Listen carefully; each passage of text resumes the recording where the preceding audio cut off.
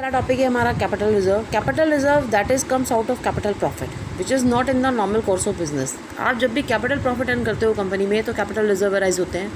ये जो capital profit होते हैं नॉर्मल रूटीन के एक्टिविटीज़ से नहीं राइज होते। और सबसे इंपॉर्टेंट बात, you can not use this capital reserve for dividend. आपके अपने शेयर होल्डर्स को डिविडेंड देने के लिए इन कैपिटल रिजर्व का यूज़ बिल्कुल नहीं कर सकते। अब कैपिटल रिजर्व कैपिटल प्रॉफिट से बनते हैं। अब कैपिटल प्रॉफिट कहाँ से आता है?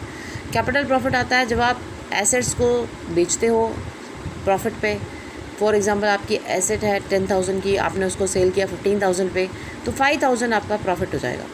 रीवैल्यूशन ऑफ फिक्स एसेट, कोई मान लो एसेट है 10,000 की और आपने उसको रीवैल्यू किया और उसकी वैल्यू निकल के आई 15,000। मान लो कोई बिल्डिंग है 10,000 की थी और अब वो 15,000 रुपीज़ की वैल्यू डिक्लेयर कर रहा है, तो 5,000 का जो इंक्रीज़ हुआ that is a profit on the revaluation of fix asset. Then premium on issue of shares and debenture. मान लो 10 रुपये का शेयर है और आप उसको 12 रुपये पे इशू कर रहे हो, तो ये 2 रुपये क्या हो गए? प्रीमियम। ठीक है, तो price more than the par value that is known as premium on issue of shares and debenture both. इसको हम क्या बोलते हैं? Capital profit. Then profit on redemption of debenture. Debenture को वापस करते हुए, सो फॉर एग्जांपल 10 रुपीज़ का डिबेंचर है, अब आप 8 रुपीज़ उसको वापस कर रहे हो, तो 2 रुपये आप कम वापस कर रहे हो, तो ये 2 रुपये क्या हो गए? Profit on redemption of debenture. So when you return the money of debenture less than the amount issued, so इसको हम क्या बोलते हैं? Profit on redemption of debenture. आप जब डिस्काउंट पे वापसी करते हो तब ऐसा करते हो। ठीक है, then profit earned by the company prior to the incorporation. देखो कंपनी को स्टार्ट करने से पहले जो भी आपके इनकॉर्पोरेशन से पहले जो भी कंपनी प्रॉफिट अर्न करती है that is also known as capital profit. चाहे वो नॉर्मल रूटीन की एक्टिविटीज़ से करे, but that is known as capital profit. उसके बाद profit on forfeiture and reissue of share.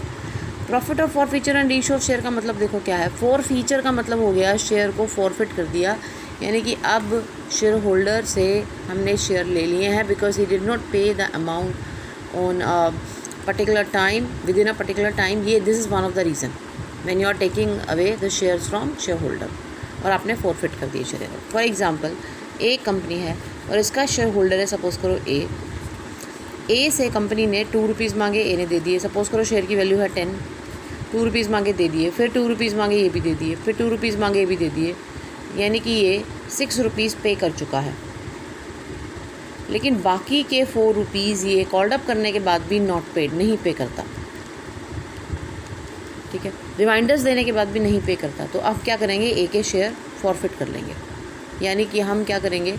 इसके 6 रुपीज़ जो हैं ये अपने पास ही रख लेंगे, जो इसने 6 रुपीज़ दिए वो अपने पास ही रख लेंगे। ये नहीं, और इससे जो ये शेयर है सपोज़ करो ये जो शेयर है ये हम इससे ले लेंगे, फॉरफिट कर देंगे। आज से ही हमारा शेयर होल्डर नहीं है, हम इसको कोई डिविडेंड नहीं देंगे।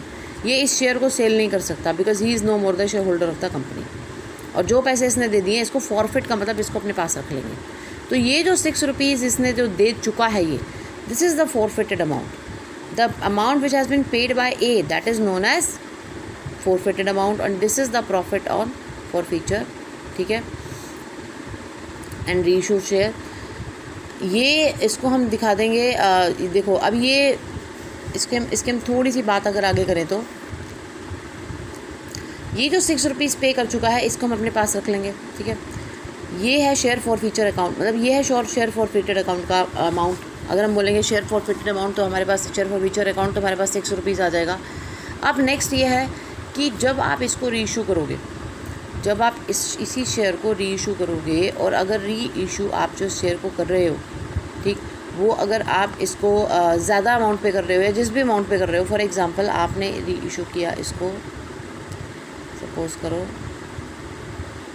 10 रुपीज़ का, और ये जो 6 रुपीज़ का था ये पैसा री इशू आपने 10 रुपीज़ का किया, जिस भी मान लो बी को दिया, बी ने आपको 10 रुपीज़ दे दिए, और यहाँ पर आप ए से पहले 6 रुपीज़ ले चुके हो, 4 उसने नहीं दिए, ठीक है, पर ये तो आप ले चुके हो। तो अब ये शेयर दोबारा री इशू होने के बाद काम ख़त्म हो गया इस शेयर का।